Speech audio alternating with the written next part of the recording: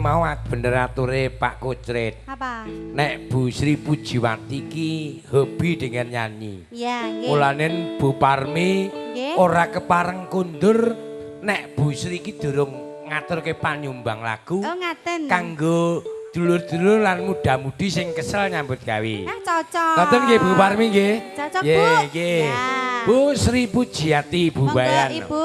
Mangga katuraken. Menika anu lho, amanah saking Bu Lurah langsung lho. Nggih. Pokoke Bu Lurah ora kondur nek Ibu urung nyanyi.